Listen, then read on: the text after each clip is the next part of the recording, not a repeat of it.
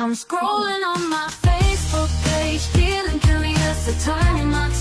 He's got the legal education, baby, yeah. He's the litigation expert. No one like the back of my hand.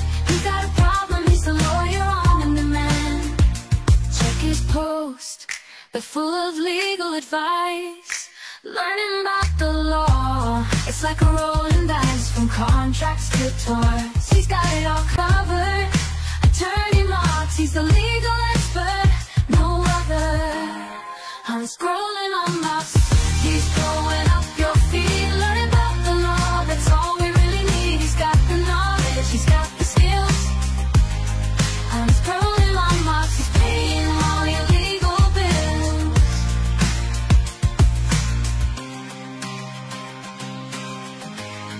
I'm scrolling on my he's paying all your legal bills. He's got the legal education, baby, yeah. He's the litigation expert. No one like the back of my hand. You got a problem, he's the lawyer on demand. Check his post, they're full of legal advice. Learning about the law, it's like a rolling dice, from contracts to torts. He's got it all covered. Attorney Marks, he's the legal expert, no other.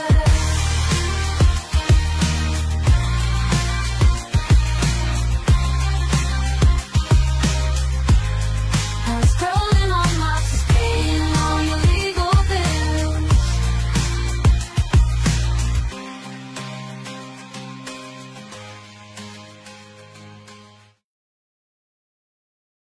Hello, ayan. Oh, hello. Hello. Box.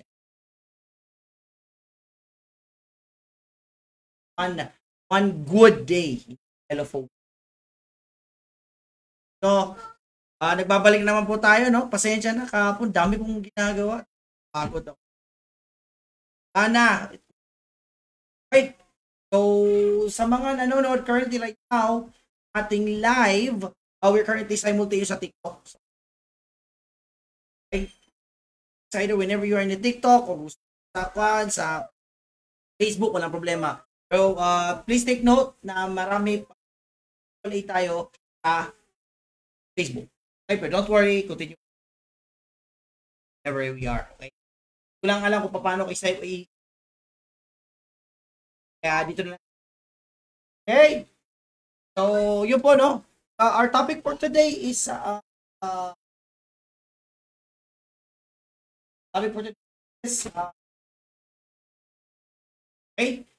So, tayo, let's go. First topic is kung di egg or sayang.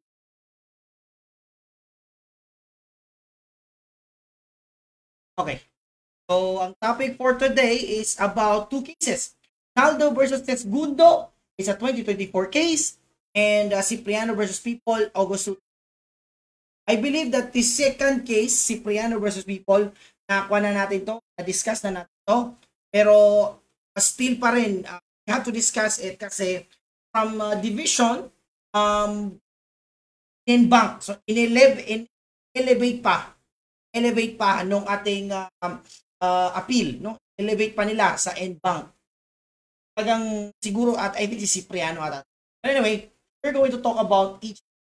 This case is good kasi bago siya. Yung mga makaka-relate tayo ito. Napakaganito ng mga kaso na to.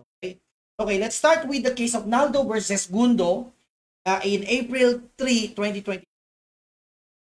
Bago natin pag-usapan itong actually na nagpagano ako pero hindi. Of course. Yan po, no? So, as you can see here, ito yung ating new, no? This is actually new. You can search Supreme Court PH. Nandito siya. So, before natin pag-usapan to, ano ba ang ganap? Ano bang naganap dito sa Naldo versus? This actually is a case of, what do you call this? Case to ng trabahante. Of course, mga workers. So, paano ba, sir? Ano bang ganap dito? No? So, once upon a time, si Naldo and among others are working in CORPS Corps, alright? So, nagtatrabaho sila bilang security guard. So, during the time that they are security guards, kasi marami sila, yung, so no matter, no, I think there are more than 10. Parang 12 ata sila security guards. They're currently working 12-hour shift. Wala silang benefits. Ang nakuha lang nila yung daily rates nila. Wala silang mga tips, wala silang pay, wala silang sleep pay. As in, wala. Nakukuha lang nila yung sahod nila na 15,000 pesos. Right? Knowing that they're working as a security guard. Yan. Of course, gusto ng ating gusto ng ating security guards na kumbaga kunin nila yung mga sahod, no? Problem right now is hindi niya po yung sahod. So I'm currently actually there are 1 2 3 4 5 6 7 to correct Itong security guard sinasahuran ng 50,000 pesos no average. Tapos napansin nila na every yung sa corps, yung nagtrabaho sila sa corps, a corps is actually called if I'm not mistaken, corps. Corporate Protection Services Philippines Incorporated. Nag-work sila as a security guard sila and ang nakukuha lang nila doon sa sahod nila na 15,000, nakakaltas doon yung trust fund savings niya at saka yung cash ban. So, during the entire period sa kanilang employment, they are required to work every day, including regular and special holidays, no? Kaso lang, for 12 hours, despite the foregoing, the petitioners claim that they did not receive regular and special holiday, rest day pay, service incentive leave, 13-month pay, and emergency from corps. So, ibig sabihin, wala. Now, ang ginawa ng ating mga, yung pito na security guard, petitioner, nag-file sila sa request for assistance sa DOLE. Ayan. Yun na lang, isipin na, nag-request sila ng assistance sa DOLE. RFA with the DOLE, kasama ang NCMB, Conciliation and Mediation Board. SENA, no? With the single approach. So, ang nangyari is, kung baga, tinawag yung security guards at yung representative ng corps para ayusin at makakolect yung ating security guards doon sa kanilang hinihingi. Take note that they're working every day, 12-hour shift, babawasan pa sila ng cash bonds at saka trust fund savings. Pero wala silang 30-month pay, wala silang service rest day pay. As in, wala talaga sila, sahod lang. Now, ang sabi naman ng ating corps, no, headed by or represented by Sis Gundo, sabi na, yes, we promise na ibigay namin sa inyo yung services, yung kailangan nyo. Bibigay namin sa inyo through checks, no? Through checks, yung mga kailangan nyo, yung rest day period, yung 13th period, yung mga regular and special holiday pay, yung emergency cost of lahat ng mga kailangan ibibigay. Pero, kailangan nyo magpirma sa quit claim at saka mag-resign kayo. Yun na naganap. Resign kayo. Siyempre, no, of course, dahil mag-resign, of course, payag sila. Sige, aalis kami, pero kukunin namin yung mga cheque, yung kailangan namin. Now, sabi nila, siyempre, nagbigay yung representative ng corps. Sabi niya, ito, pirmahan yung letter. Sabi nila, hindi namin pipirmahan yan kasi ang nakasulat dyan sa cheque is makokolek lang namin yung dinidak niyo sa amin na cash bond at saka trust fund savings. Hindi yung nakasaad yun, yung mga 30-month pay, yung lahat ng benefits, incentives na dapat nila during the entire period. Sabi naman nating corps, huwag kayong mag-alala, on the process po siya. Yan. Now, some other time, like few days or specific, that is around, of course, they're trying to demand, sabi na, wag na muna. Now, yung security guard, nag-work sila. Still pa rin, nag-duty sila. Sabi ng supervisor, sign na kayo. Na kayo pwedeng pumasok. Kaya na yun, tumuloy yung ating mga security guards. Still pa rin, hindi pa rin nila nakuha yung pera nila. Now, umabot siya sa somewhere around March. Somewhere around March, kamali, somewhere around March 2015, actually, parang sa around somewhere around the last week, no? So, parang napapansin nila, is wala pa rin, wala actually, on April 14, yung security guard, nag-file na sila sa labor arbiter. Sabi nila, hindi na tinanggal kami sa trabaho, hindi pa ibinigay sa amin yung incentive leave. Sabi naman ng corps, di ba pumirma kayo? Di ba pumirma kayo ng resignation letter? So wala ka nakakabulin sa amin. Sabi naman ng ating mga security guards, no, Aldo, sabi nila, pinirmahan namin yung resignation letter kasi sabi nyo ay pagpirma kami, makukuha namin yung incentive, mga incentives na. Pero bakit nakuha lang namin yung trust fund, savings namin, at saka yung cash bond at walang legal pay? Or may kami mga ibang incentives. Nagalit sila. Pero sabi ng corps, wala na kayong kakabulin sa amin kasi nag-resign na kayo. Wala na tayong kontrata, nagpirma kayo sa quit. So, ang sabi ng Supreme Court, nung na-elevate to sa Supreme Court, the Supreme Court has nullified a set of quit claims after finding that the employer tricked its employees signing them. Ano ba ibig sabihin ng claim? Okay, quit claim. Ang quit claim is para siyang clearance. Para siyang sinasabi mo doon, yung from the word quit claims. Example, Naldo, itong case natin ngayon currently now. Aalis siya magre-resign siya sa work. So pag mag-resign siya sa work, ibigay sa kanya yung mga kailangan niya, yung incentives niya, mga amount, no, na mga salaries na hindi pa sa kanya nababayad. Tapos pag mabayaran yun, pipirma siya ng quit. Quit pang nakasulat doon, I hereby acknowledge that I have received my final salaries. I am no longer file a legal action or legal case against the company kasi waive siya at wala silang karo sa akin at nakuha ko lahat ng pangangailangan ko. Firma ang ating mga security guard at yun ang kinapitan ng ating CORPS, yung ating company. Na kayo kakabulit sa amin kasi pumirma na kayo ng claims. Sabi ng Supreme Court, bawal yun. Kasi yung quit claims mo ay you trick, niloko. Ayan. Namokong ka. Bakit mo na bokong? Yung tao. Napirma mo, tapos hindi mo na nigay yung incentive. Okay, ano sabi ng Supreme Court? Citing the case of F&F Cruz versus Galandes, no? Sabi ng Supreme Court, no, using some of the decisions dito sa case na to at 2019, the Supreme Court has nullified a set of quit claims after finding employer trick its employees into them. Thus, tandaan nyo for a deed of release or waiver and quit claim to be valid, okay, great. Thus, for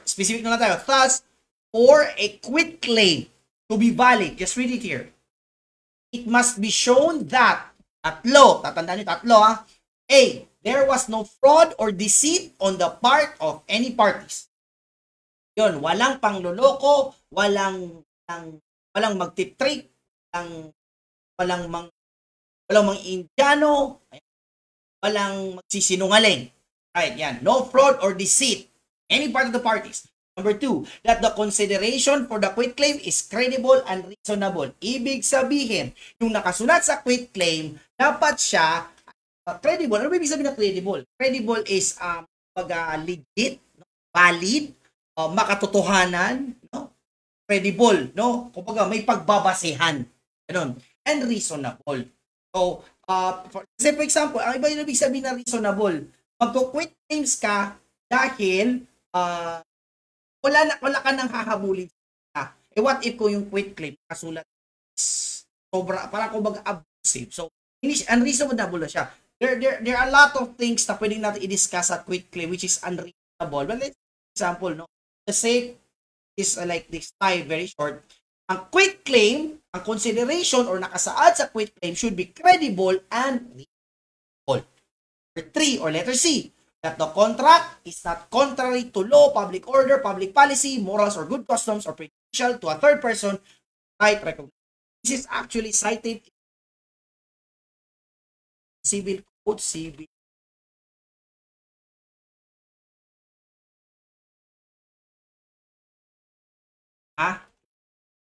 This is under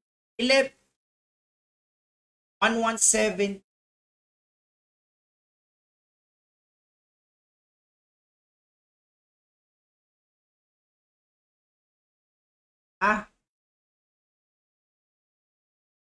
So, this is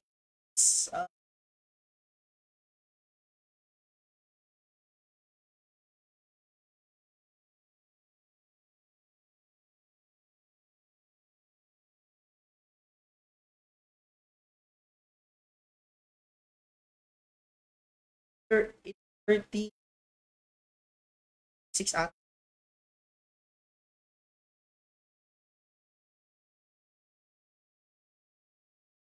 ko lang talaga to make tama yung problem.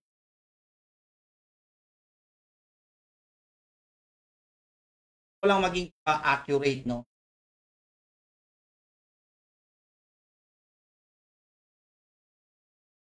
Okay. Under Article 13, under Article 1306, yon. Ang basis po ng ating case ng F. Cruz, no? Sabi dito is kailangan hindi siya contra public order. Under Article 1306 ng New Civil.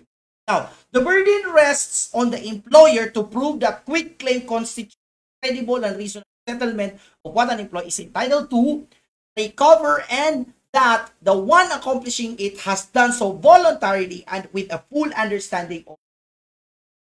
Also, please take note of that, ha? Please take. Okay. So, yun yung isa sa mga case. Pag bago ka mag-quit claim, kailangan walang fraud or walang deceit. Kailangan yung nakasaad sa quit claim, kailangan credible and reasonable, at saka hindi siya violations, no? Or nakasaad siya or following the rule or the law under Article 1307 of the New Civil. Okay. So, another one, Article 22. Kasi ang nangyari dito, kumbaga, hindi binayaran ng ating binayaran ng company yung card, kung saan pwede siyang mag-fall under unjust enrichment. Yan. Pag ibig just enrichment, it is actually dapat sana ay dahil ng ating company yung nararapat dapat na pagmamay-ari ng ating security is the incentives, pero hindi niya binigay. Sa violation under Article 22 of the New Civil Code, which states that every person who through an act of performance by another or any other means acquires or comes into possession of the something at the expense of the latter without just or legal ground shall return the same thing.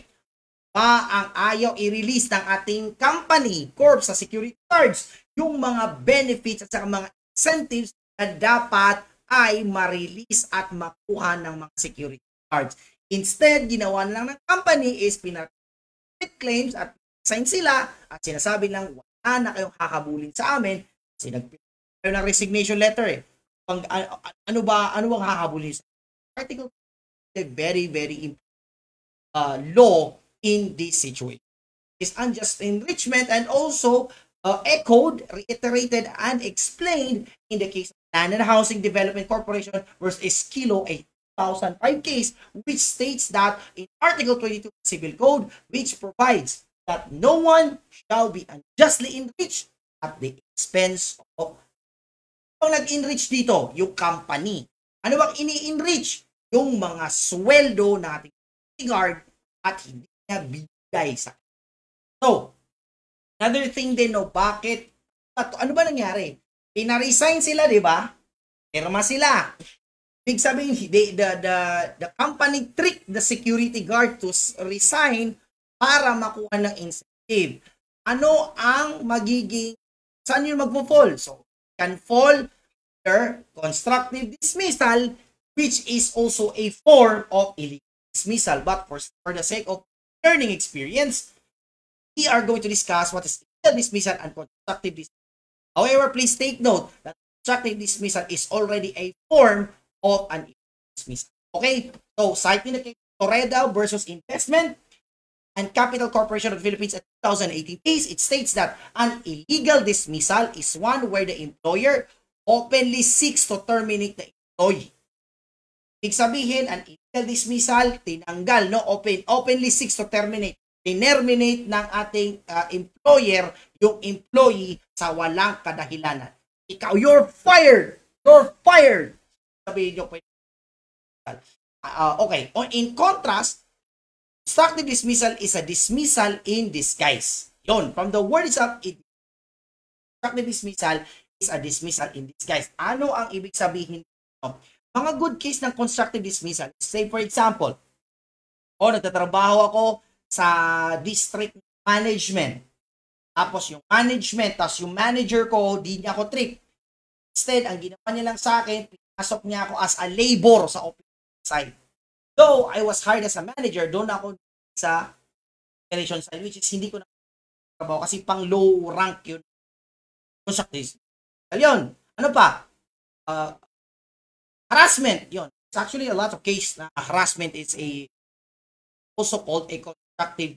Bakit? Siyempre, no? Pag-example, si employer. Si employee, no? Kahawakan. Ilang parte. Hindi na papasok si employee. So, mag-file ng dismissal. Another one.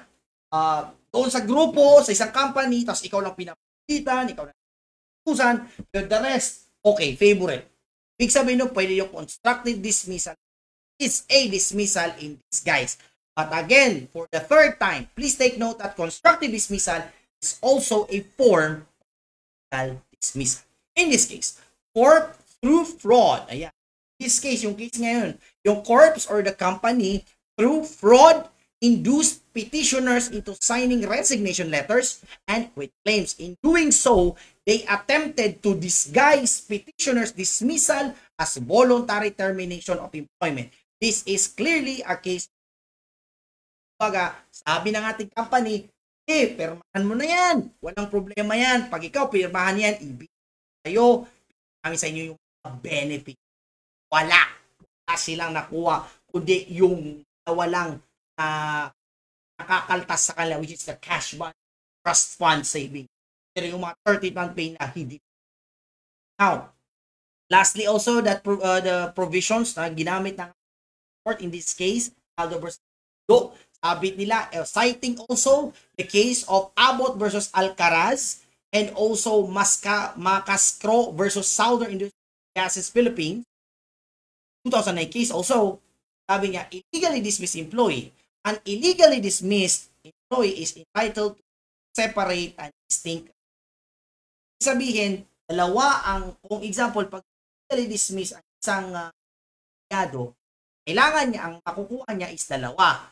Back wages. Una, back wages. Sabihin, kung illegally na-dismiss siya or natanggal siya sa trabaho illegally, from the day na tanggal siya illegally, up siya bumalik sa trabaho, kailangan yung employer or company. Okay? So, another one is reinstatement. Babalik siya sa trabaho. Pag hindi na pwede, ay trabaho kasi baka pag baka targetin ako or baka pagkaisan ako sa opisina. Instead, reinstatement, separation.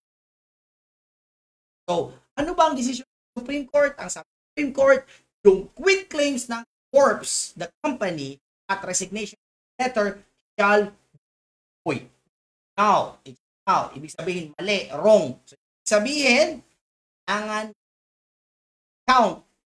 account yung lahat ng benefits security guards at ibigay nila sa security guards and kung ayaw nila reinstatement, due of the reinstatement, separation pay pagbabayar. Laki-laki yun. Kasi, siyempre, ilan sila? 7, tapos service, 13th month pay, wala silang rest day. regular and special holiday pay. Lalo ang mga security guards. Right. Okay. Next case. We are citing, this case, no? This case is about Cipriano. This is a case of boyfriend at girlfriend. Okay, let's call the person the boyfriend / the accused. Boyfriend / accused Cipriano. Tapos, may girlfriend siya. Si girlfriend niya is A. Now, sila ay mag-jowa. After 6 months, maganda yung relationship. It's a very good relationship. Mamahalan sila. After 6 months, because of jealousy, si Cipriano, the boyfriend, sabi ni girlfriend, eto yung aking password sa Facebook, sa'yo na. Baka pa magselos pa, baka masiraan ka pa. Kinuha din ni boyfriend. So, akala ni girlfriend, okay sila. Kumbaga, niya yung kanyang password sa Facebook. Si boyfriend, maging okay. Instead, malala po siya, malala. Bakit malala? Kasi, sabi ni boyfriend is, hindi pa siya satisfied. Nakot pa niya si girlfriend. Tapos, niransom pa niya. Ano ransom? Nag-demand siya ng pera. More that's actually 55,000, no? Siya 55,000. At saka, kailangan nilang mag-hotel. At saka, kalimutan na lahat. Now, si girl, sabi ni girl, wala akong pera. So, nakipag-break si girl. Ginawa ni Mr. Cipriano, our accused here, gamit yung Facebook, post yung mga scandal, sex videos nilang dalawa. All the bad words pinost sa Facebook. Upload. Pasok pa si Cipriano doon sa business, online Facebook page, business ni girlfriend. Nilagay doon, pinalitan ng mga pangalan. Skandalosa. Tapos, winarningan si girlfriend, ex-girlfriend pala. Pag hindi ka magbayad ng 55,000, post ko lahat-lahat ng mga nude photos mo at sex video. Sabi ni girl, ang kaya ko lang maibigay sa'yo is 20,000. Sabi ni Cipriano, 20,000, sige, 20,000, tayo sa motel, bibigyan mo sa akin yung 55,000, 20,000 muna, tapos let's have a good time in this hotel, at saka kalimutan. Balik tayo sa normal. The girl go to the CID, cybercrime unit. Kasi na entrapment operation, nahuli si Cipriano as accused. Filed both cases, cyber libel and robbery. Now, nangyari, cyber libel was acquitted because of lack of evidence. Pero mahuhulog daw yung kaso niya sa robbery. Now, on the decision, it's actually decision sa division. Affirm siya na siya ay makukulong and should be liable on robbery. Of course, nag-elevate pa si Cipriano sa en banc. Lahat ng members sa Supreme Court sa en banc sila. Sabi ng Supreme Court affirms imprisonment of accused for demanding money in exchange for deletion of ex-girlfriend nude. According sa revised penal, ang kaso niya ay robbery. Okay, ano ba yung sabi ng robbery? Ang normal na robbery in our mindset is that robbery is very close to theft, pagnanakaw. Right. So, ano ba yung robbery? Example, simulan muna tayo sa pinaka-basic, ha? Theft, pagnanakaw, at saka robbery. Pag example, ako ay gusto kong nakawin yung cellphone ever 6. Juan. Ako, nanakawin ko yung cellphone ni Juan. Wala. Pagbukas ko, binuksan ko yung pintuan, siya nakalak, papasok ako yung mga gamit, that is actually theft. Yun yung pinag. Paano naman? Second case, bubuksan ko yung pintuan, hindi ko mabuksan yung pintuan, sinira ko yung pintuan. ay nasira. That is robbery. Yun yung first case po. Right? Pero there are other cases sa robbery. It's just Vice Penal Code, Article 290. Actually, one of the bases dito sa Cipriano versus, right? Article 294, sabi dito, robbery with violence against or persons, person guilty of robbery with the use of violence or intimidations or shall suffer. Okay. Una na case, hindi natin pag-usapan yung penalty kasi pati usapan tayo dito. Pero pag-usapan natin, ano yung first instance? First instance is mataas yung penalty habang buhay na pagkakakulong or kamatayan, no? Is when during the robbery may mapatay, may namatay. Kapol, napatay yung victim, robbery. Taas yung kaso niya. Robbery din, robbery with. Another one, number 2, if merong accompanied by rape. Rape or intentional mutilation, pagputol, no? Putol, okay? Yun siya, number 2, or physical injuries. Yan, yun yung mga robbery. Kuha ka na, may tapos sinaktan mo pa, ni-rape mo pa yung tao, or may pinutol ka. Pinutol mo, basta yung na yun. Okay? Number 3 is physical injuries ulit. Yan, no? A reason or occasional robbery, and if penalized as Number 4 instances is violence in the commission shall be carried to a degree unnecessary commission crime or when the course basically the offender shall have inflicted upon any person not responsible. Physical injuries ulit. Okay, number 5, which is actually the basis, the penalty of prison correctional is maximum period to prison mayor is video in other cases. Okay, ano ba yung other cases? Doon sa case, Cipriano versus doon sa pag-request, pag-demand niya at pag-threat niya na hindi mo ko bigyan ng 55,000 sa spread, no? Kakalat ko ang mo, our sex video, your nude photo. Hindi mo ko bigyan. Pasok siya, sabi na Supreme Court sa Article 24, section, paragraph 5, which is for other. Bakit? Bakit gano'n? Kasi sabi dito, however, that the crime was committed with the use of Okay. Okay, so ito pala. So mamaya natin mag-usap ng penalty.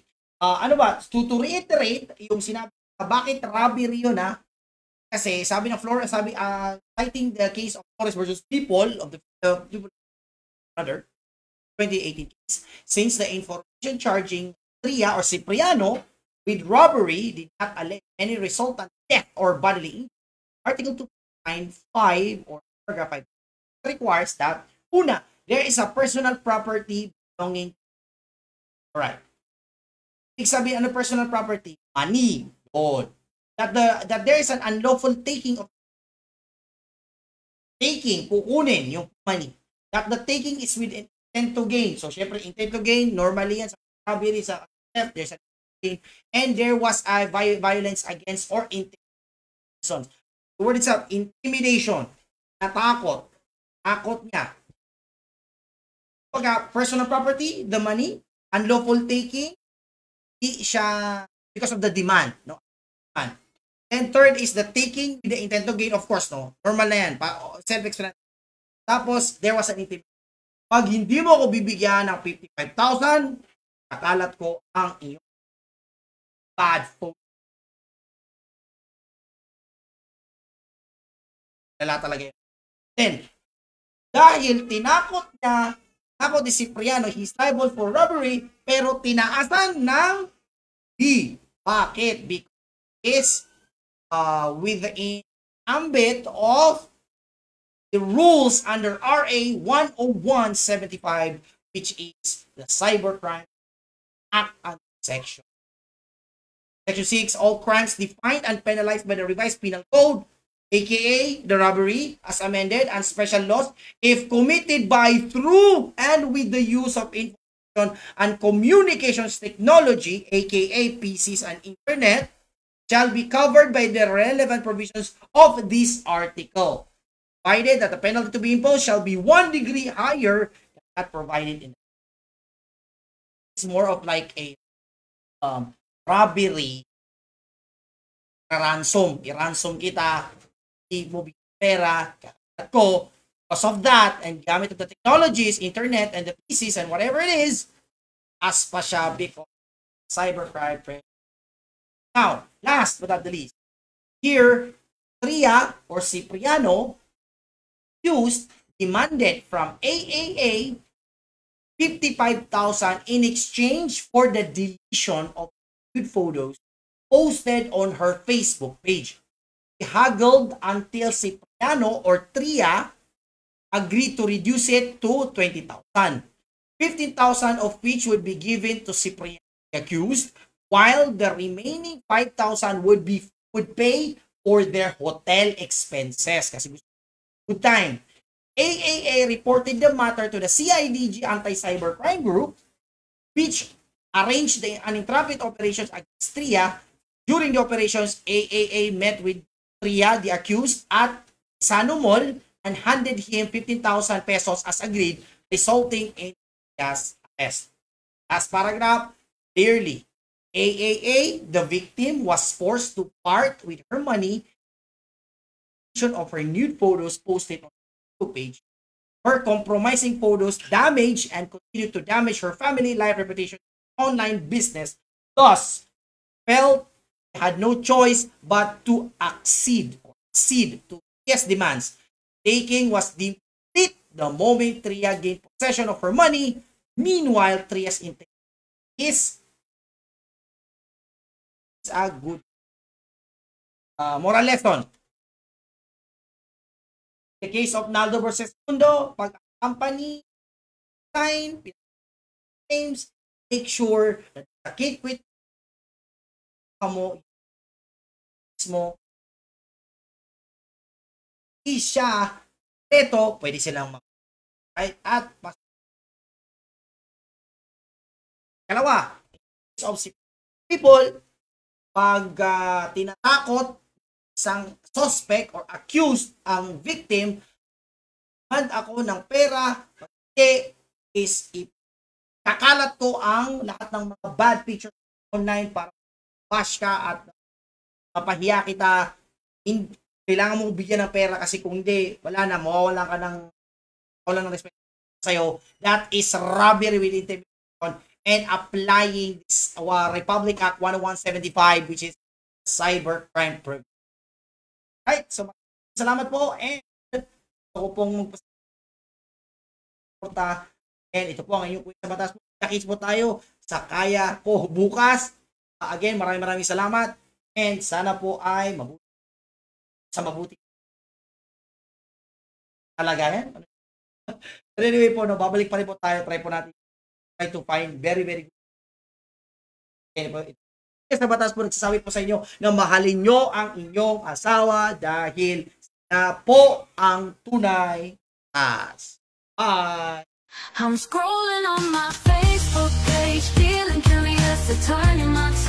He's got the legal education, baby, yeah. He's the litigation expert. No one like the back of my hand. You got a problem, he's the lawyer on demand. Check his post.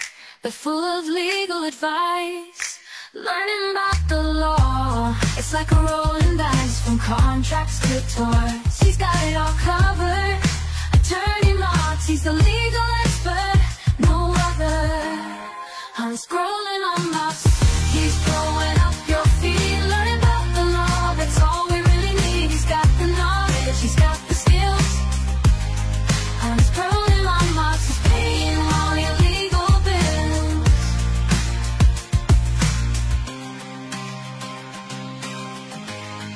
I'm scrolling on my. He's paying all your legal bills. He's got the legal education, baby, yeah. He's the litigation expert. No one like the back of my hand. You got a problem, he's the lawyer on demand. Check his post. They're full of legal advice, learning about the law. It's like a rolling dice from contracts to torts. He's got it all covered. Attorney Marks, he's the legal expert, no other.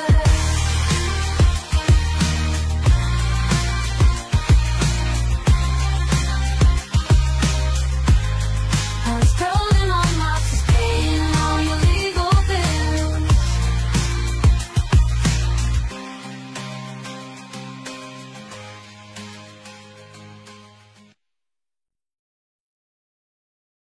I'm scrolling on